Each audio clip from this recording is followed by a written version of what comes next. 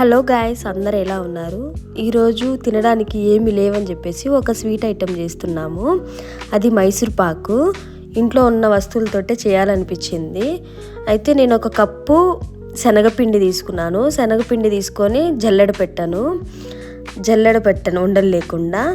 Next నూనె తీసుకున్నాను. నెయ్యి లేదా నూనె కానీ తీసుకోవచ్చు అనమాట. నేనైతే సన్ఫ్లవర్ ఆయిల్ తీసుకుంటున్నాను. ఇక్కడ సన్ఫ్లవర్ ఆయిల్ వచ్చేసి శనగపిండి ఒక కప్పు తీసుకున్నాం కాబట్టి నూనె 2 కప్పులు తీసుకోవాలి. అలాగే పంచదార కూడా సేమ్ మెజర్మెంటు. 2 కప్పులు, 1 కప్పు ఏమో శనగపిండి, 2 కప్పులు సన్ఫ్లవర్ ఆయిల్, 2 కప్పులు పంచదార తీసుకున్నాను. అలాగే పక్కన ఒక పొయ్యి వెలిగించి సన్ఫ్లవర్ ఆయిల్ని వేడి చేస్తున్నాను సిమ్ములో పెట్టి.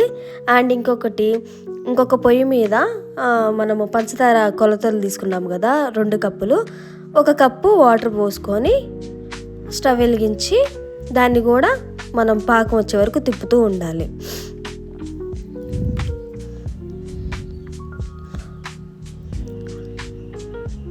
అలాగే పక్కన ఇప్పుడు మనము మైసూర్ పాకు చేయడానికి ఒక ప్లేట్లో పోయాలి కదా చేసింది. సో దానికి నేను ఒక ప్లేట్ తీసుకున్నాను మందపాటిది. అందులో నెయ్యి వేసి పూసాను అనమాట. మొత్తము కింద అడుగు భాగం అంతా నెయ్యి రాసి పెట్టాము.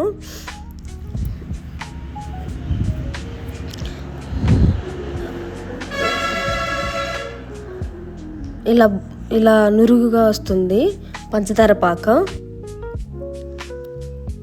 చెక్ చేసుకుంటూ ఉండాలి, తీగ పాకం వచ్చే వరకు చెక్ చేస్తూ ఉండాలి. ఒక పక్కన నెయ్యి, ఇది మనము సన్ఫ్లవర్ ఆయిల్ తీసుకున్నాం కదా, అది ఆ సిమ్ములో కాగుతూ ఉంటుంది ఆ నూనె. ఇది తీగ పాకం వచ్చేలాగా చూసుకోవాలన్నమాట కలుపుతూ. వీడియోలో చూపించే విధంగా తీగ పాకం రావాలి. అదిగో అలా రావాలన్నమాట తీగ పాకం.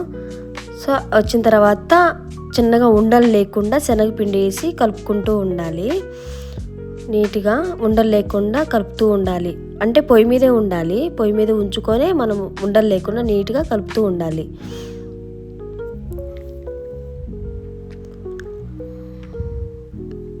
నీట్గా సైడ్ అంతా ఉండలు లేకుండా నీట్గా కలుపుకుంటూ ఉండాలి. కొంచెం కొంచెం వేసుకోవాలి. అది కూడా మొత్తం ఒకేసారి వేసుకుంటే ఉండలుగా అయిపోతుంది. ఇలా నీట్గా స్మూత్గా వచ్చేస్తుంది. ఉండలు లేకుండా నీట్గా కలుపుకున్న తర్వాత అది ఇంకా ఉడకడం స్టార్ట్ అవుతుంది. సిమ్లో పెట్టేసి ఉడకబెట్టాలి. అలా బబుల్స్ లాగా ఉడుకుతూ ఉండాలి.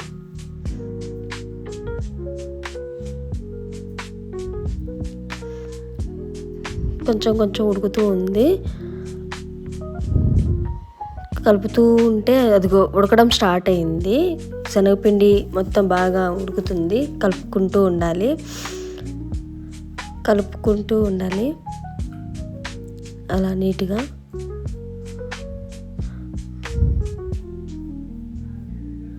ఒక పక్కన మనం నూనె కాగబెట్టుకున్నాం కదా, అది తీసుకొని మనము కలుపుకుంటూ ఉండాలి. ఆ నూనె అందులో వేసాం కదా, అది వేడివేడి నూనె పోస్తే ఏం జరుగుతుందంటే అక్కడ ఉడుకుతుంది కదా, నీట్గా బాగుంటుంది.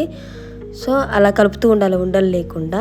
అలా మనం ఎంతైతే తీసుకున్నామో ఆయిల్ని, ఆ ఆయిల్ అయిపోయే వరకు కొంచెం కొంచెం పోస్తూ మనం కలుపుతూ ఉండాలి. ఆ నూనెలో కూడా ఇది ఉడకడం స్టార్ట్ అవుతుంది, వేగిపోతుంది. ఆ పిండి కూడా వేగడం స్టార్ట్ అవుతుంది. సో అలాగా నూనె అయిపోయే వరకు పోస్తూనే ఉండాలి. గ్యాప్ ఇస్తూ ఒకేసారి కూడా పోయకూడదు. కొంచెం కొంచెం పోస్తూ కలుపుకోవాలి మనం.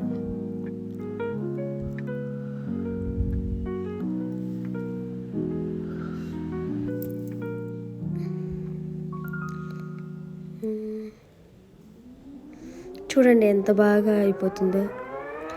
మధ్య మధ్యలో చూడండి బ్రౌన్ కలర్లో వచ్చేసింది, అంటే బాగా ఉడికిపోయింది. సో ఫైనల్ లుక్ అయితే ఇలా ఉందన్నమాట. అది తీసుకొని మనం ఏ ప్లేట్లో అయితే సర్వ్ చేయాలనుకున్నామో అందులో ట్రాన్స్ఫర్ చేసుకోవాలి. సో అలాగా అన్నమాట. చూడడానికి ఎంత బాగుందో చూడండి, నోరు ఊరిపోతుంది కదా. పిల్లలు కూడా చాలా ఇష్టంగా తింటారు ఈ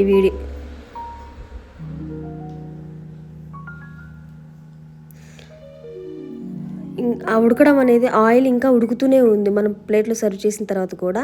అదంతా వెళ్ళిపోయిన తర్వాత అలా రాకుండా నీట్గా ఉన్న తర్వాత ముక్కలుగా కట్ చేసుకొని పెట్టుకోవాలి. ఎందుకంటే వేడి మీదే కట్ చేసుకొని పెట్టుకుంటే బాగుంటుంది, లేకపోతే గట్టిగా అయిపోతుంది, కట్ చేసుకోలేము. సో ఇంకా కట్ చేసిన తర్వాత 4 hours తర్వాత ఒక ప్లేట్లోకి తీసాను నేను, ఒక ప్లేట్లో పెట్టాము.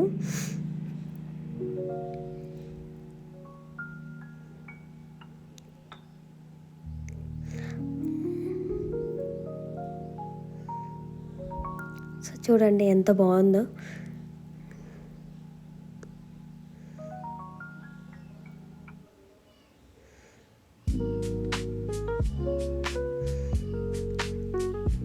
చాలా బాగుంది, మీరు కూడా ట్రై చేయండి. సంక్రాంతి ఫెస్టివల్ వస్తుంది కదా, ఇంకా చేసుకోండి, ఇలాంటి రెసిపీ కూడా ట్రై చేయండి, చాలా ఈజీగా ఉంది. మా అల్లుడు తిన్నాడండి, ఎలా ఉందిరా అంటే సూపర్ ఉందని చెప్పేసి అంటున్నాడు. నా వీడియో కనుక నచ్చితే లైక్ చేయండి.